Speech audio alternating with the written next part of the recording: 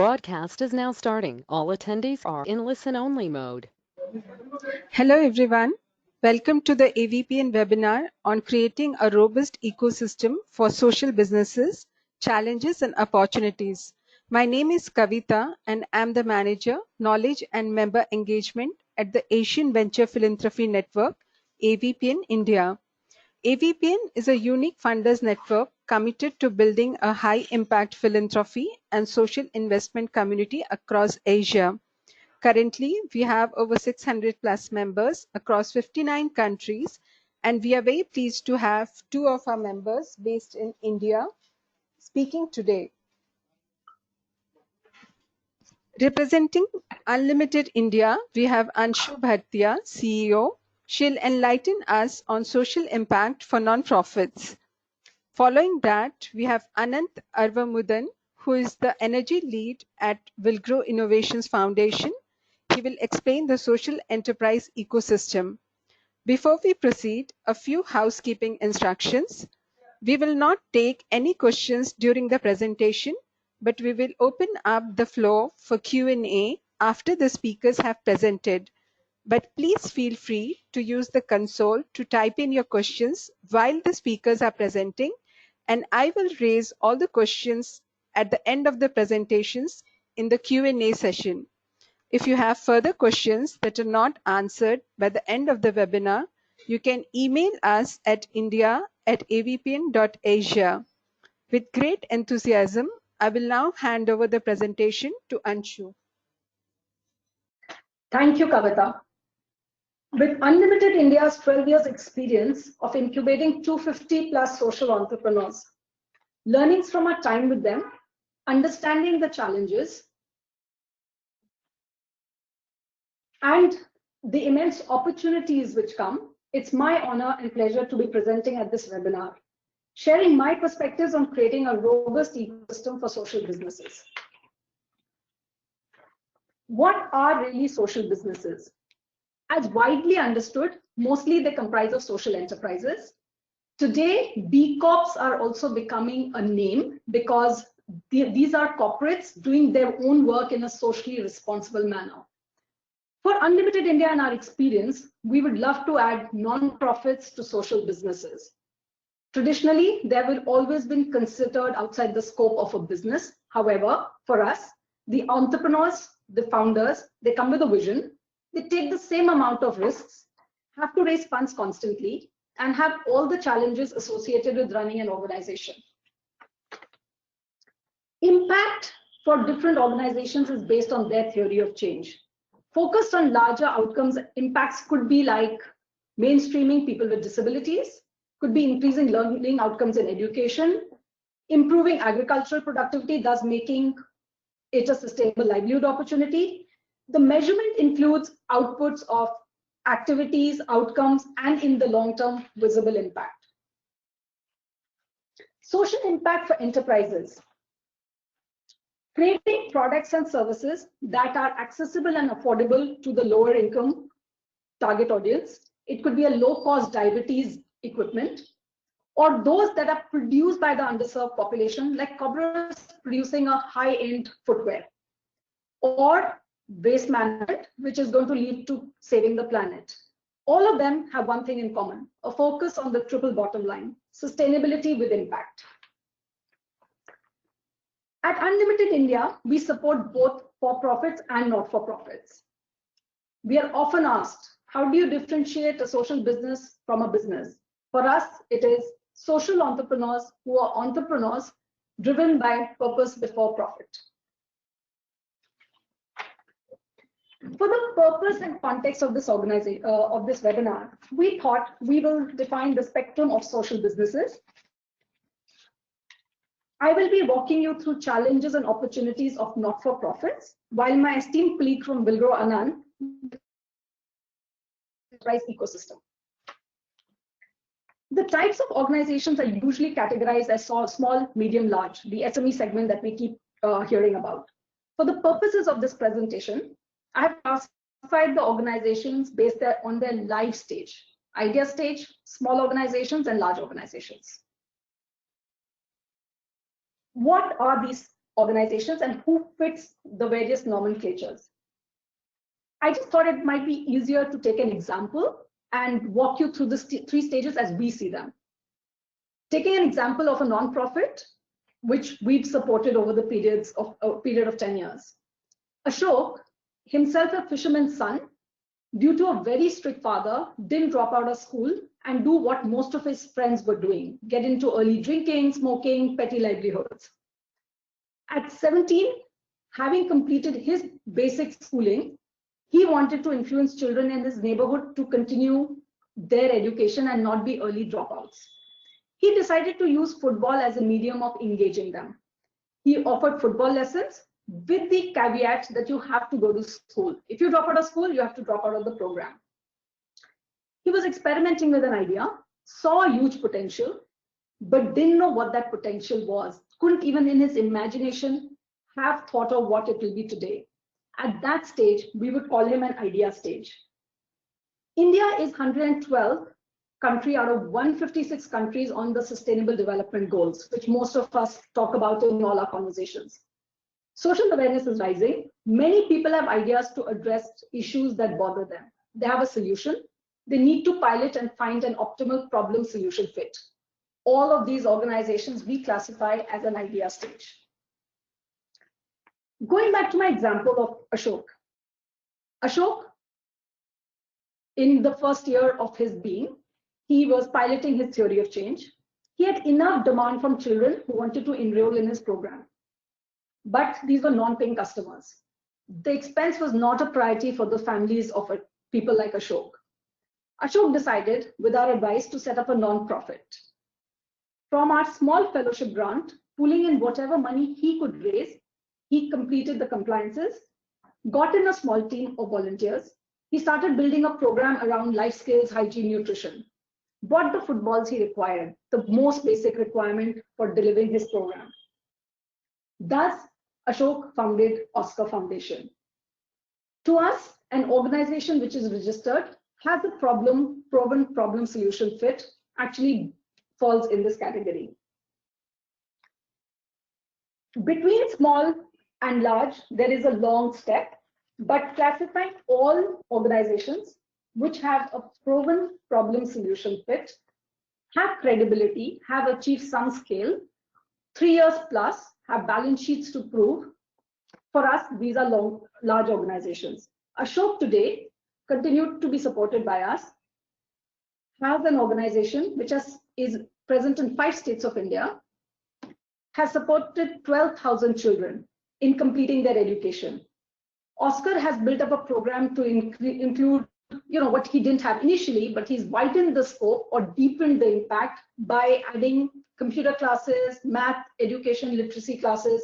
94 children of the slums who were potential dropouts, including girls, actually have played in international matches and won many cups under the under 13, under 15, under 17 categories. He has his compliances in place, can avail international grants, has a team, has proven impact. While he won't quintessentially meet a well-defined organization context of a large organization, in the non-for-profit, having scaled beyond the current geographies and being able to attract donors to us is the classification we are using.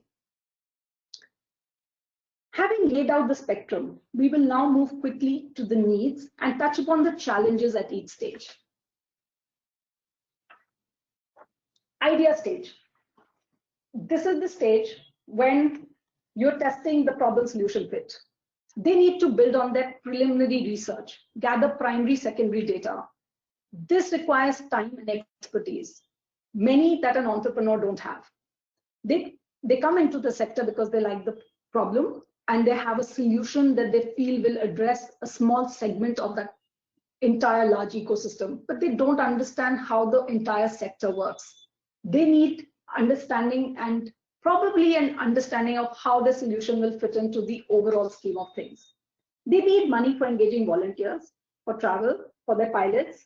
Building basic program tools could be materials, questionnaires, or even a football. Setting up an organization is never easy, one especially that has no revenue model. Now, a lot of us are funded by organizations which are organizations. So they have some basis of revenue. Most nonprofits do not have any revenue stream. Some of them have small bits and pieces here and there. What do you need? What are the needs at this time? You want a CA to help you navigate all the complex documentation required to register your organization, post-registration to meet all the compliances. At this stage, you need to get word out to your key stakeholders, which could be the target segment, friends and families, supporters, HNIs, mentors, volunteers. You need to get word out about yourself. So what you need help with is branding and communication. You constantly need to build on your program, get inputs, refine it. You would do that with some of the impact measurement tools, which you are constantly evaluating what your program is actually doing. Large organizations have it all, you would think, sorted. That is not so true. At this stage, you already got a very strong track record. You are now ready, and people are telling you, hey, you're doing so well in Mumbai, for example. Why won't you go outside Mumbai? Why won't you come to Jharkhand? So there are lots of people asking for you, or you may be driven because you can see the clear impact you want to go outside. You still need to pilot it in every different geography because it comes with its nuances. You need help with an advisory board, a good governing board to ensure your transparency, governance is taken care of. You want introductions of how to work with the government. At this stage, because you're going to scale and you might go out of your geography and have teams sitting in remote areas, team building, culture, ensuring performance management is in place is a very critical requirement. In addition, of course, we all know technology is the way to go. We are all talking of technology in the private world. How can we leverage technology to scale up impact is another conversation that's evolving in the not-for-profit sector. Now coming to my favorite part, current funding scenario. The Bain Philanthropy Report of 2019 for India stated that the development sector raised actually $10 billion of private funding itself, government funding aside. Of this, the newly implemented Corporate Social Responsibility Act, which mandates organizations above a certain revenue or profitability to put 2% of their profits back into the social sector, development sector, gave about $0.16 billion, and private philanthropy was $0.61 billion, and private philanthropy in India, with rising awareness, is growing year on year at a rate of 21%. Interestingly, foreign funding in India has decreased by 40%, and I think that's more because the government has also started looking at a lot more accountability and reporting from people receiving foreign money. And so we thought, how does this pan out for the various stages of organizations that we have shared with you? At the start, who gives you money? Family, friends, well-wishers? You do it directly or through crowdfunding. You have taken this money from your friends. You're extremely careful of how you want to spend it. You only will do program expenses. How will you fund yourself? I'm a founder. I've given up a job or a potential of a job. I do have a household. I have personal expenses. How do I meet them? At this point of time, incubators come in.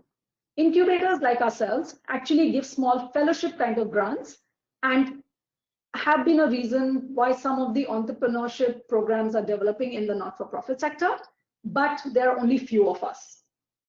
This is also usually the reason, because there is less money, that this entrepreneurs drop off at an idea stage. The small organizations, now you're registered, you can add to your earlier pool of people who are supporting you, the foundations, HNIs, because now you have some activities output, you're registered, you buy some credibility. So a few more people come in to start supporting you. Raising money is a priority at this stage. And while there is a small time portion of your time, which you ideally want to only assign to fundraising, because as a founder, and most cases the journey is a very lonely one and you're alone, you also have to run all the dimensions of the organization. But it actually requires a far more investment of time, because this stage is considered risky by donors, because You only have activities, no outcomes. You have very limited measurable impact. You have stories, but limited, little less. Also, at this point of time, your cost per outreach or your cost per intervention is high because your volumes are small. For the funding landscape, we added a category called medium because we just thought it fit in really well to explain the different scenarios at the various stages. At this stage, you're 3 years or plus. You have some proven track record. You have balance sheets to prove. So to the existing kitty of places where you would raise your money, now CSRs, the Corporate Social Responsibility Act that I mentioned earlier, kicks in. You can apply for awards and recognition. And you also now classify for the category of accelerators. Your costs are decreasing, but they're still reasonably high because you haven't got enough volumes to be scaled. Large organizations, hey, they have credibility is fully established. All doors are open at this stage.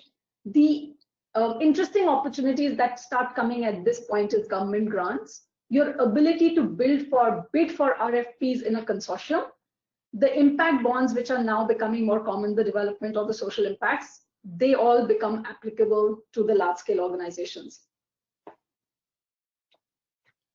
So we thought we would try putting together what does this spread of money, at least in the Indian context, the $10,000 billion that we said.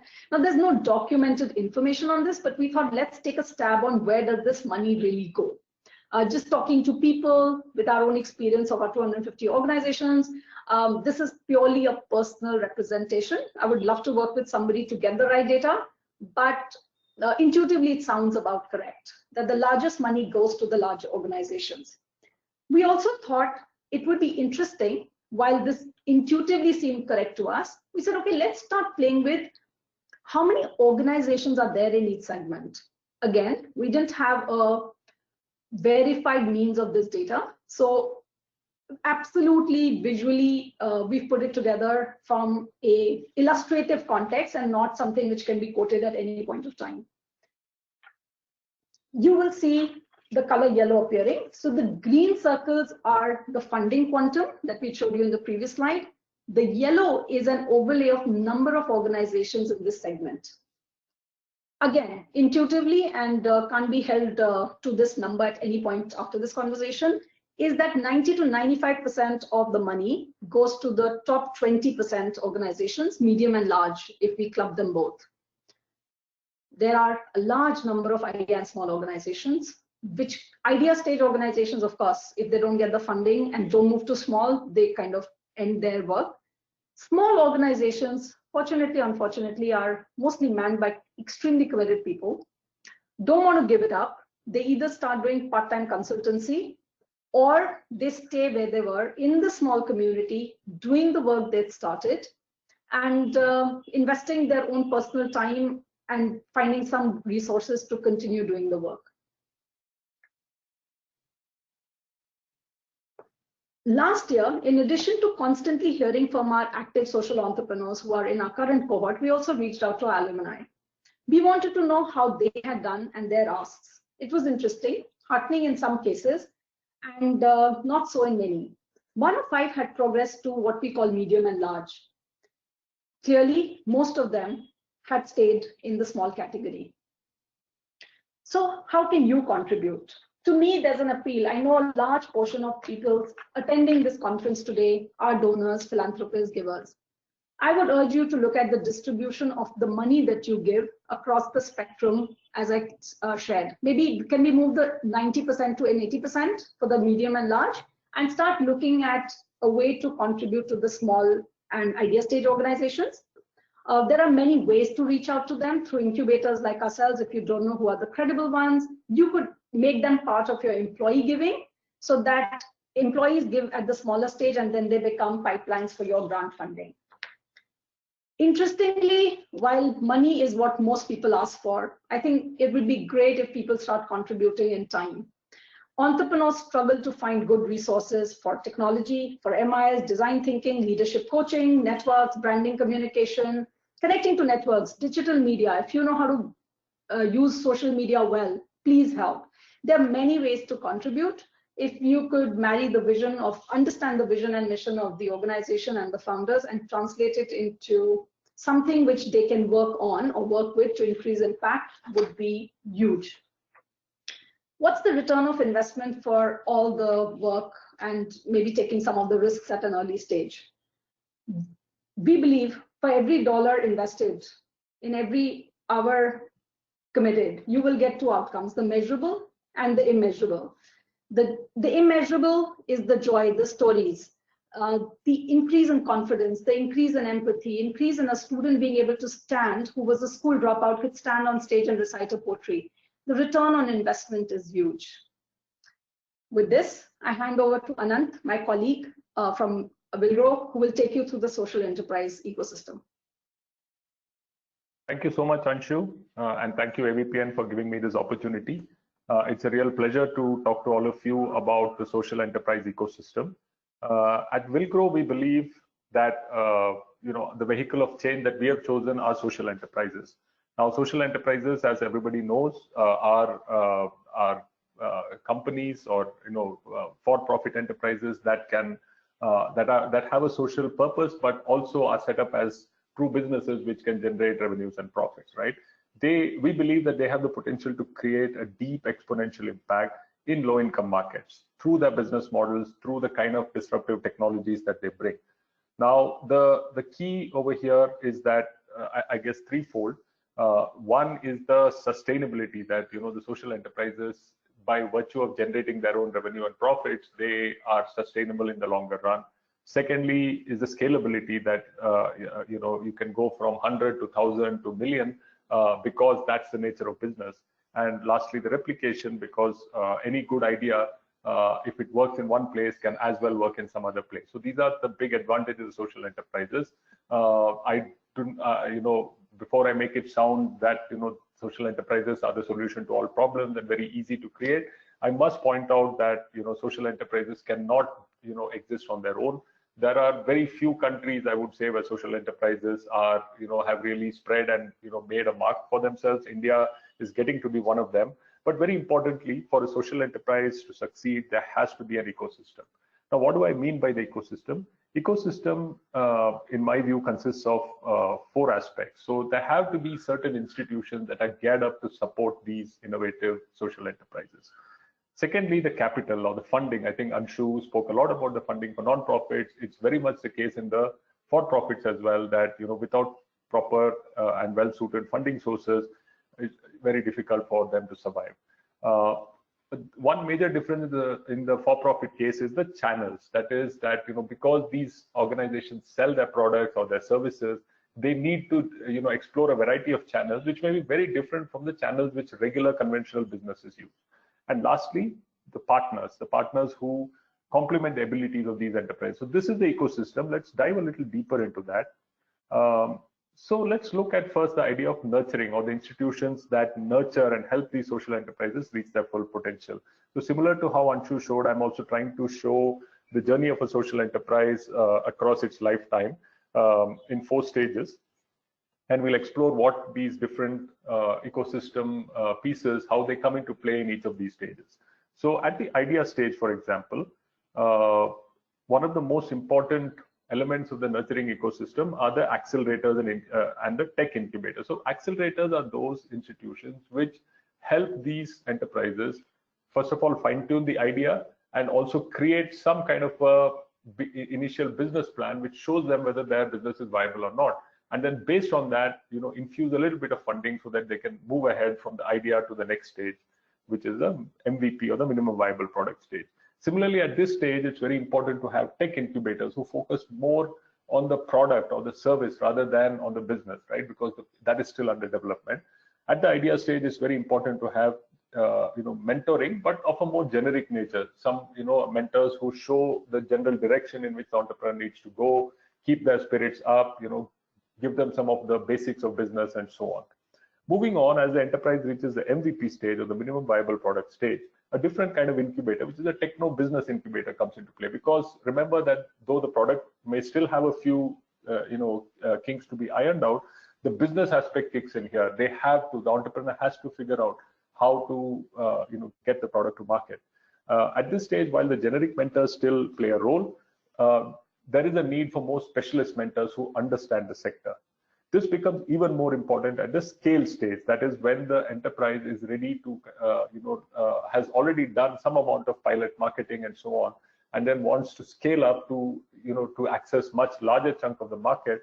That's where the business incubators come into play. These are, nurturing organizations which focus really on the business plan, on the business models, on the fundraising, and so on and so forth.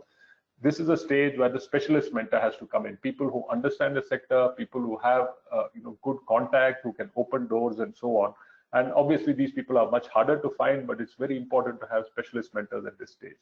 And one more category which we at Villgro call the go-to-market mentors, which again, as I said, help to open up the doors of business and help this enterprise kind of enter into newer territories, newer regions, or newer channels which were not available before. And last is the growth stage. This is when the initial scale-up has happened, and now really it's a question of this, for example, from the thousands to the lakhs or the millions. That's the growth stage.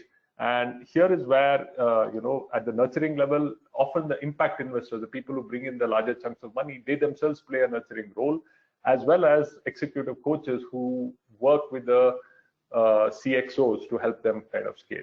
So this is a little bit on the on the nurturing part of the social enterprise ecosystem. Moving on to the funding, and this is very, very critical, as Anshu also mentioned. At an idea stage, typically the funding comes from self or family and friends. There are kickstart grants from various agencies, including the government, and then the angel network. The angels are individuals or maybe high net worth individuals who see potential in an idea and say, look, I'm willing to put in some money here, give me a stake in your company, but I believe that this idea has a lot of potential to scale. So somebody who buys into the idea.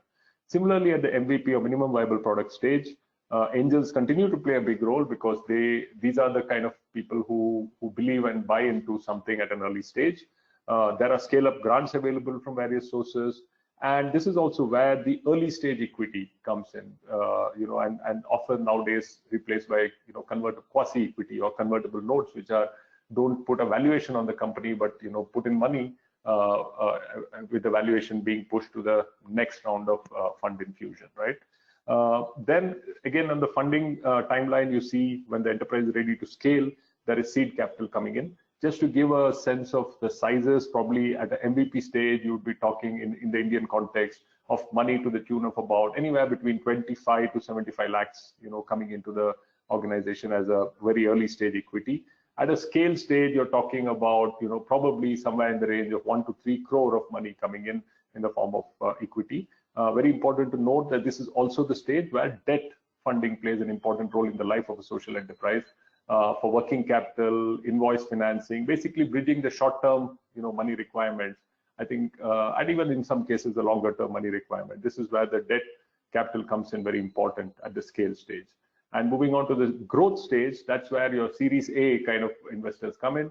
Series A, again, we are talking of 3 crore and above, 3 to 5, or even up to 10 crores of money, helping the enterprise scale exponentially. Right.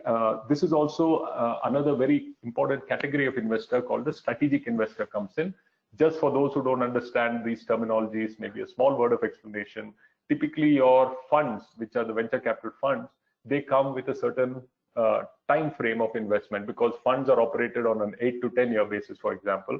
And within those 8, so assume that the investment comes in, say, at year 2 or year 3, you will have the entrepreneur will face immense pressure to give an exit to the investor by, say, around year 7, year 8 of the fund's lifetime, because after that, the fund has to wrap up and close down, right? So that time pressure is immense.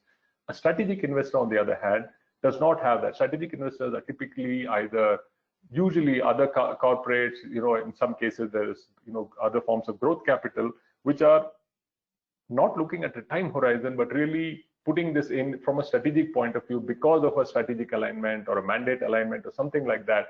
And that really helps a company on a growth path, right? And of course, at this stage, also the growth stage, debt plays a very critical role. So the bottom line, funding sources vary according to the stage of the enterprise's journey. And this part of the ecosystem is probably the most critical from an enterprise's point of view.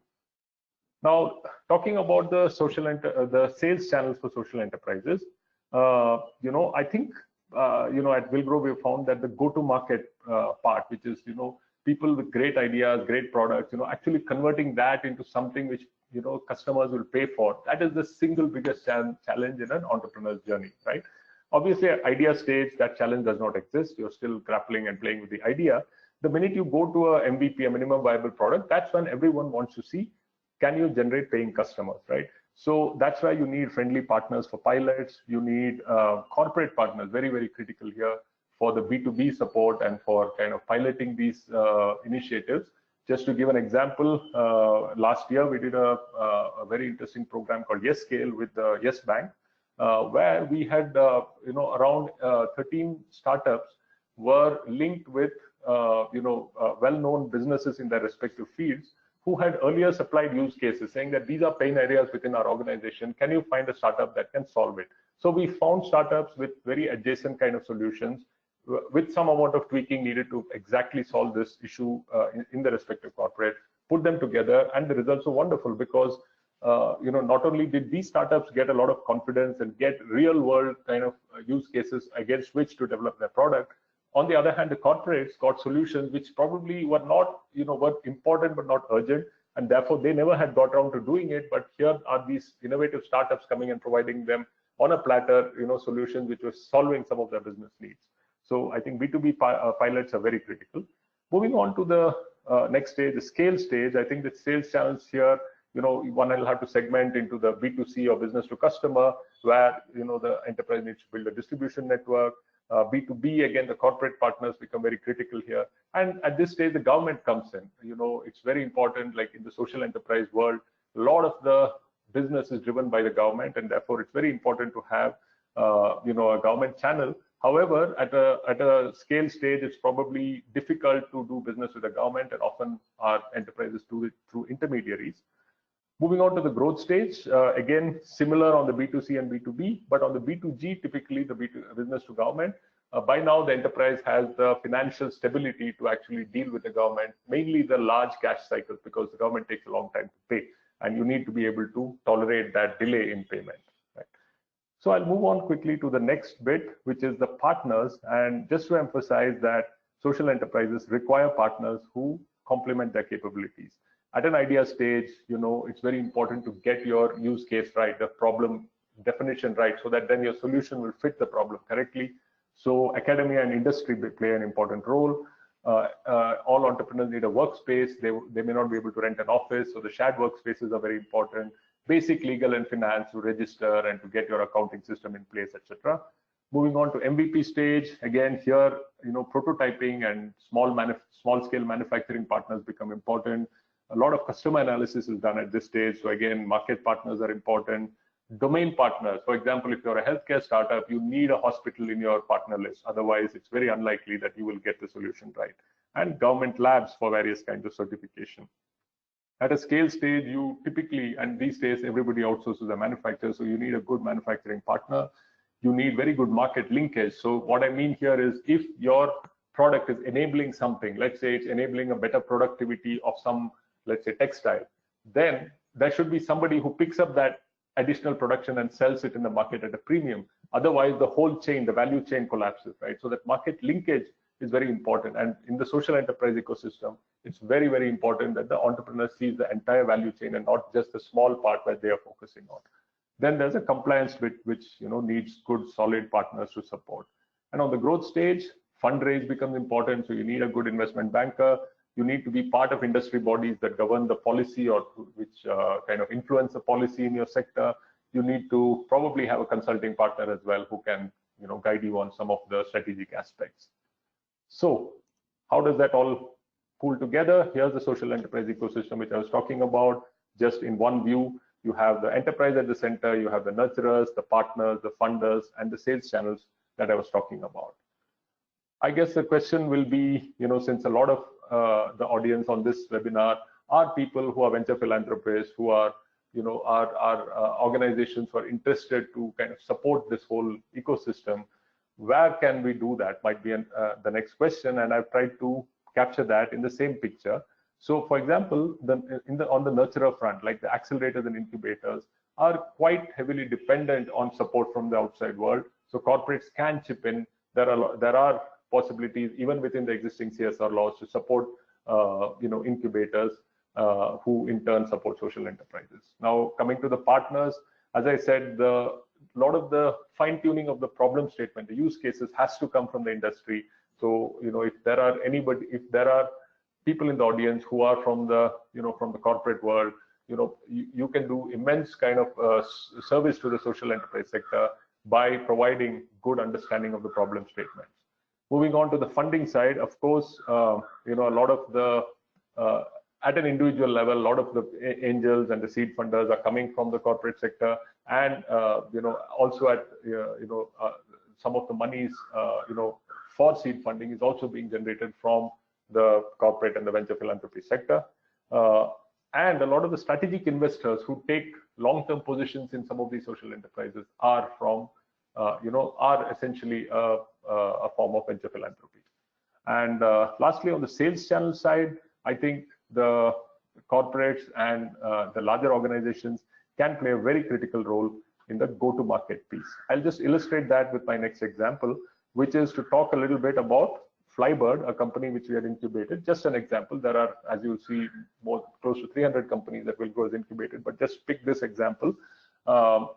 This enterprise makes a very innovative irrigation control system, which will help even a small farmer do very precision kind of irrigation, including putting fertilizers through the irrigation system into the crop in a very scientific and systematic manner, thereby helping them to save on labor, increase the productivity, etc., etc. Now, if you look at some of the, how the ecosystem really helped this organization, you can see on the nurturing front, of course, I mean, as I mentioned, Villgro was the incubator, but they had a whole lot of mentors. In fact, I started my career at Villgro, mentoring this particular organization, and and like me, there were many others who supported them. On the partners front, there was, they needed support from an IIHR, the Indian Institute of Horticultural Research, for the farm practices.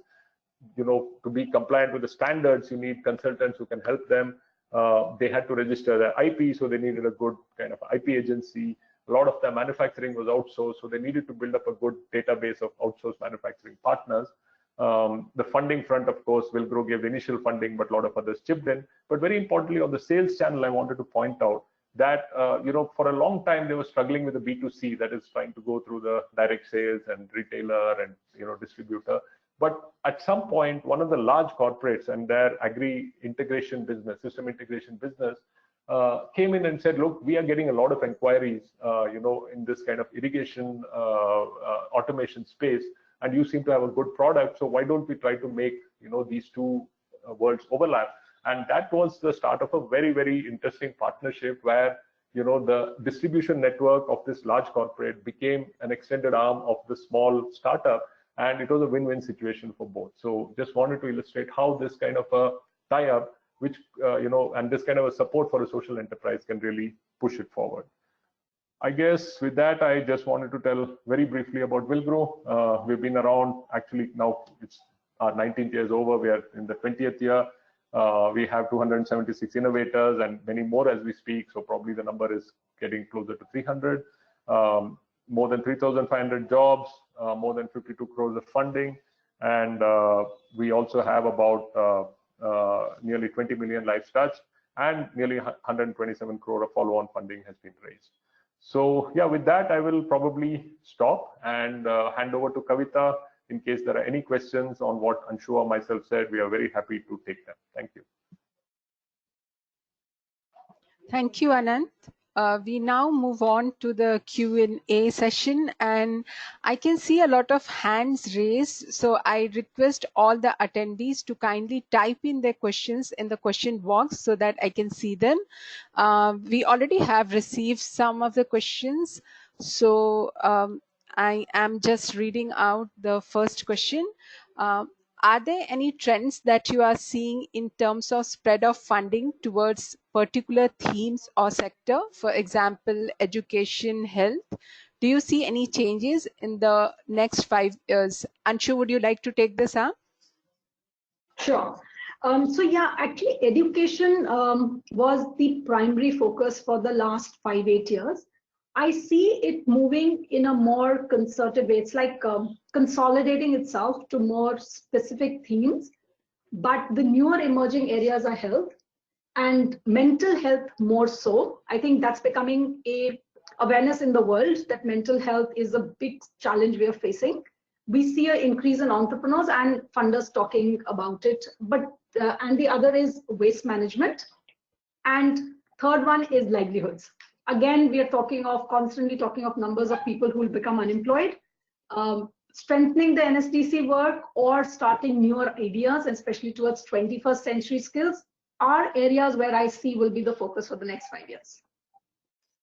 I'd just like to add to that, and forgive me for my bias, because as Kavita introduced, I do represent the energy sector at Villgro.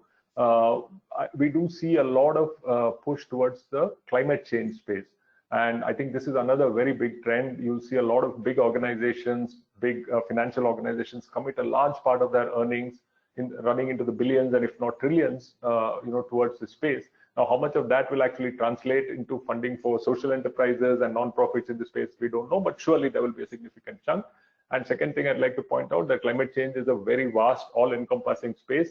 And now I think it's very important to move to little more specifics, break it down into little more solvable problems, and then start tackling those in the thematic area. So I think that's the task cut out for all of us who are in this ecosystem.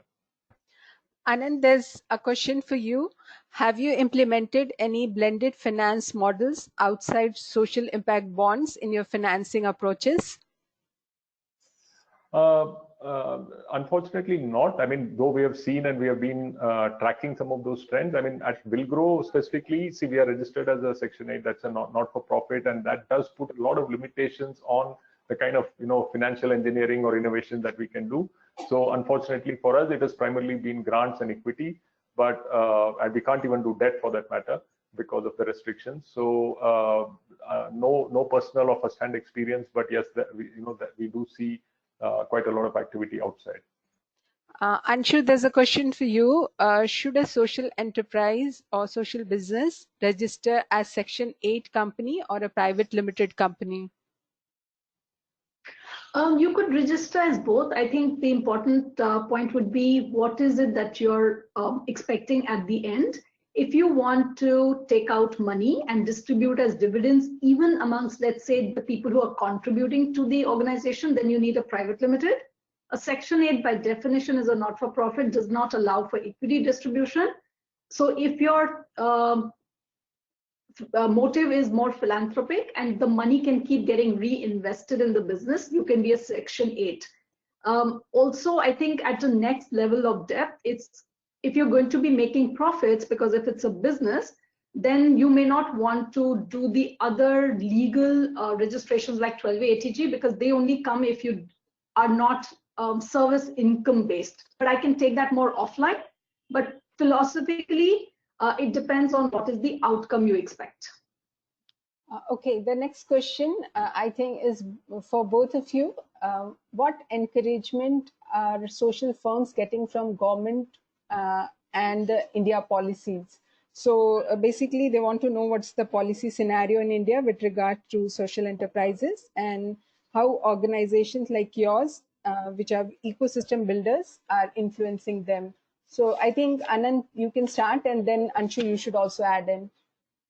Thank you so much. Yeah, it's a very interesting question. Actually, this is a very good time to be a startup in India because of the high amount of kind of realization of the potential of these social startups and a lot of support being given. So I can just start listing. There are a whole bunch of probably policy initiatives to support it. I think number one is the whole Startup India and the registration with the Startup India and the DIPP. So that once an organization registers as a startup, I think there's a whole host of, and this is not particularly for social startups, by the way, for any startup, there's a bunch of advantages. For example, many of the government procurement processes, the tendering processes can be, at least some of the regulations can be relaxed for the startup. Secondly, there is a government e-marketplace today where a lot of startups can sell their stuff, directly to government departments. So if you are manufacturing something interesting, which a government department would otherwise have gone through a tendering process, they are allowed to procure up to 25% of their of the stuff they need to buy through the government GEM, as it's called, government e-marketplace, and that's specifically for startups. And then there is also moving on, probably the concept of TBI, or Technology Business Incubator, which Villgro is registered as one. So particularly for social impact startups, if a TBI, of course, is meant to incubate and encourage such startups, but if a corporate wants to give money to support such startups, and in fact, in a very flexible form, it need not just be a grant, it could even be an equity investment into a social enterprise. That could be routed through a TBI, and still the corporate could be compliant with the CSR norm. So that's, I think, a very interesting policy support which is being given, to support this whole social enterprise ecosystem. I'll stop there. There are several more initiatives. I mean, even a lot of startup competitions. There's the whole, Atal incubation network you see, which is a lot of money has been poured in by the government to set up these incubators. So lots more, but I'm sure Anshu has a few more points, so I'll hand over. Yeah, so just building on to Anand said, actually it is probably the best time. India is currently ranked third globally. We are housing about 140 plus incubators and accelerators, which are a lot of them, like Anand mentioned, DST, or Department of Science and Technology, or technology-based incubators housed in educational institutions, even in tier 2, tier 3 cities. So the outreach that they have is immense, and they're encouraging entrepreneurship by being able to give initial seed funding, mentorship, connection with industry, professors. So there is this, and of course, and I think every conversation, even the government is making, is talking of entrepreneurship. So this is probably the best time. And just another stats, which if it will help, the number of startups have grown from about 7,000 in 2008 to about 50,000 in 2018. That's a very 7 times increase in startups registered in a year. Anshu, I think you would like to take up the next question. Somebody is asking what tools and methods can be used to measure social impact of social firms? This is really interesting. So because impact is measured very differentially across each topic, so I think what is important is the basics, absolute basics, is ability to understand what is your theory of change, what is it that you want, what is your activity. So one measurement is outcome and the other measurement is impact at a later stage, right? So tools, there are, I mean, basic Excel to Google Forms to basic analysis, and you can keep going up the curve of the tools available in the ecosystem. Now there are some CRMs also for impact measurement. I think any tool that you use is as good as the tool is. I think the importance is being able to understand your theory of change and identifying the criteria that you need to define, the data you will collect, from whom you will collect, what analysis will you do, and how can you correlate or interrelate it to internal and external circumstances without making it too complex.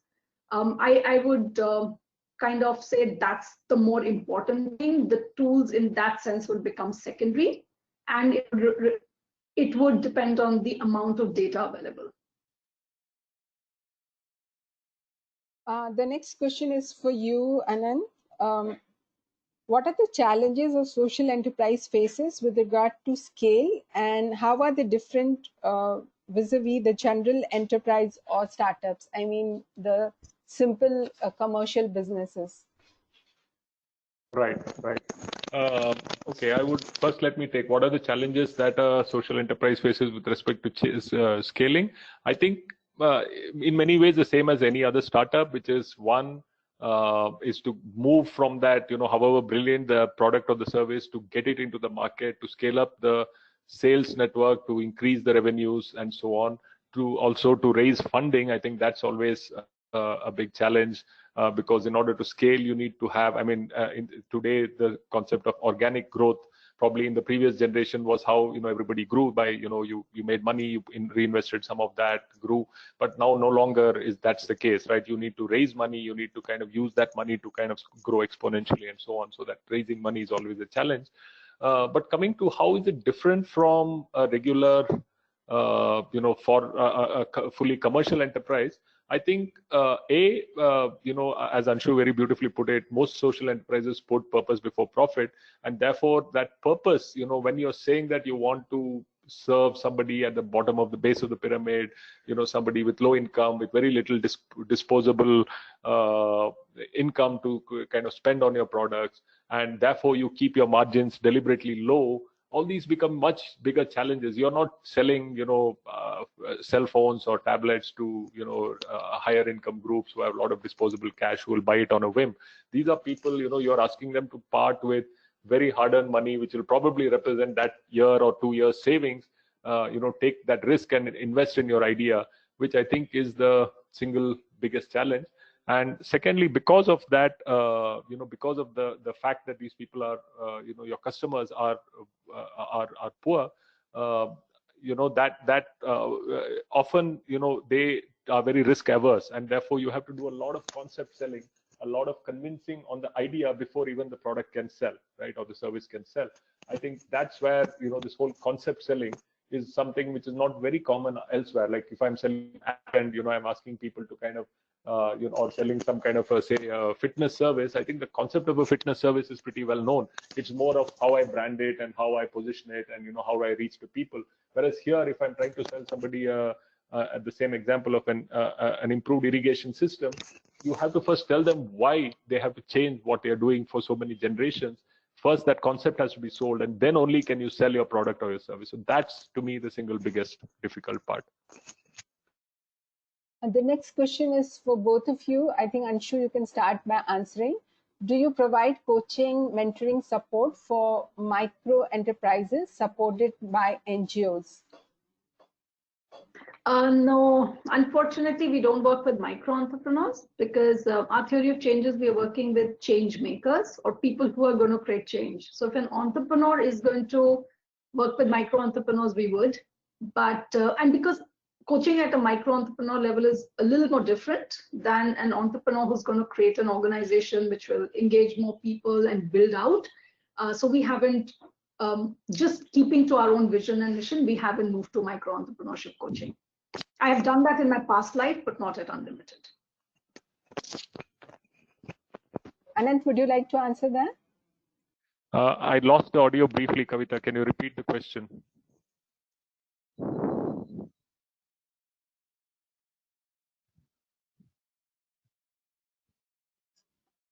I'll just repeat the question. Do you provide coaching, mentoring support for micro enterprises supported by NGOs?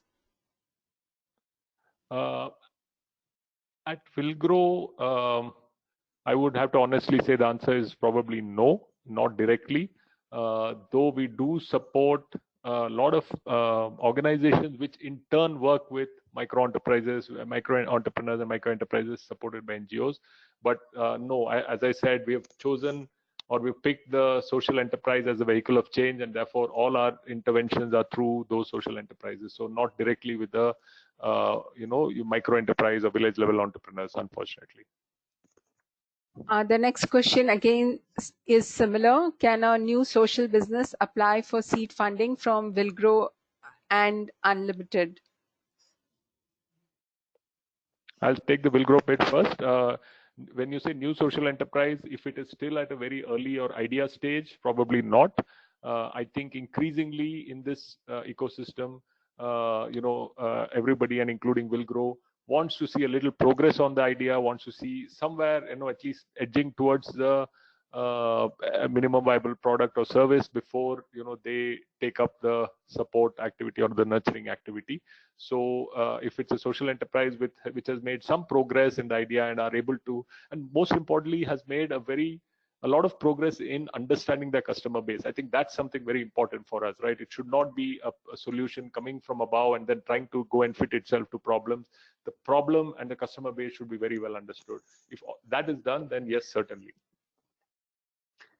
At UnLtd India, we actually do support idea stage organizations to get them ready to be Villgro seed funding ready.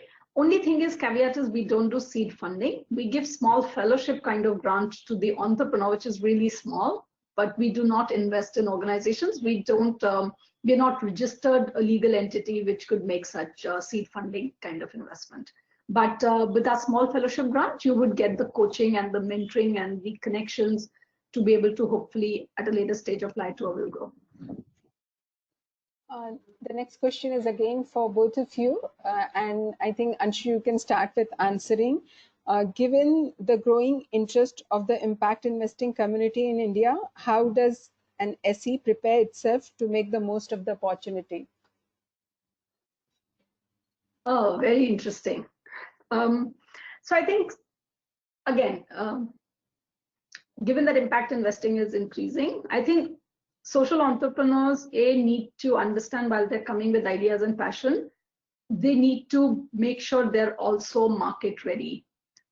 Even impact investing, even with the increasing interest, people who are impact investing are looking at similar returns, maybe longer gestations, or maybe slightly marginally lower returns if they're really invested in impact. So idea, problem, solution fit, impact, triple bottom line, all good things, but in the triple bottom line, profitability will still have to be a focus, and being absolutely market equivalent or market ready with competitive products will be a key ask. So huge potential, but wear on both the hats at the same time. Don't let go of the profitability hat for the impact hat. They have to go hand in hand. Yeah, I mean, I would fully agree with Anshu. In fact, my advice would be, yes, there is a much greater, focus and a lot more of impact investors entering the scene today. As a startup, I think just, during your initial days, just wear your blinkers. Don't even think about those impact investors. They are out there. They will be there for you when the time is right. I think the focus is really on the business, on your enterprise revenue. I mean, like I said, start with understanding your customer base, problem solution fit, revenues, profitability, operational efficiencies. I think this is what you should be worrying about, not about the impact investor who's waiting for you. In fact, if you get these things right, you will be chased by the impact investors rather than the other way around. So that's really what we advise all our startups. And I mean, as Anshu said, I think impact investors, do not expect that they will, cut a brilliant deal, which is very different. In other words, the return expectations, the kind of pressures, the exit cycles, they're all pretty much the same as the regular investors, commercial investors. The only big difference is the risk-taking ability or the risk appetite. And impact investors are willing to get into areas where they see, the risk is high. However, the potential for impact is also high, and that's really so. If you are a true social business and you're operating in an area where other investors may shy away from because they don't really understand or see the advantages there, an impact investor will come in. But once they do, it's pretty much the same expectation and pressures and pulls as a regular investor. Anshu, there's a small query for you. Can an NGO diversify into social enterprise? Oh, absolutely. In fact, we encourage, because more and more raising funds is difficult. It's not really a legal term, but you call them hybrids, where you have a not-for-profit and then you have a for-profit, which is a social enterprise. And but there are lots of legal governance issues. So as you get into it, you must get a good legal advice on who are your board members, who's getting money from there. There has to be a third-party transaction, arm's length. But all those are semantics. Absolutely, if you have a product or service that can be sold, I would encourage you to also have a for-profit, mission-aligned for-profit. There's one curious question, and I think the person who has asked must have already got the answers in Villgro and UnLtd, but I would still raise it to you. Is there any platform to find incubators or fund seeders for idea or small stage social enterprises? Andy is one platform which has most incubators, accelerators either listed or as members, but they would be able to share. But then you have all the TBIs of the world, which are like the 140 plus incubators, which you would get access through Startup India or the government websites. So I would, I could, there would be many more, Anant, if you can share, but there are these lists available, but some of them do investing. Few of them are like UnLtd, where we don't take an equity investment, but provide coaching support and very small funding. Yeah, I mean, that's right. Andy is a good source. I mean, an interesting, depending on which area your startup or your idea is in, do keep checking on the BIRAC, the Department of Biotechnology. BIRAC is an autonomous institution under that. They offer very interesting kickstart. It's more a fellowship similar to UnLtd, but in fact, Villgro is running one right now called the Sparsh program. You can actually not just take your idea forward. There's also an immersion component where you will actually be helped to immerse yourself much deeper into the problem to understand it better. So the Sparsh program, for example, is an interesting initiative from the government to help idea stage entrepreneurs. In the interest of time, we'll not be able to take up any more questions. So thank you everyone for your participation in this interesting session. Thank you very much, Anshu and Anant. And we'll post the webinar recording on our website by next week. So please look out for it. I would like to say that the AVPN Conference 2020 is being held at Singapore from 9th to 12th June. The theme of the conference is the power of networks. We will be covering many interesting discussions regarding social funding and investment in Asia. The registration is now open, so please visit conference.avpn.asia and register. Have a good day, everyone. Thank you so much for joining. Thank you. Thank you, Kavita. Thank you so much.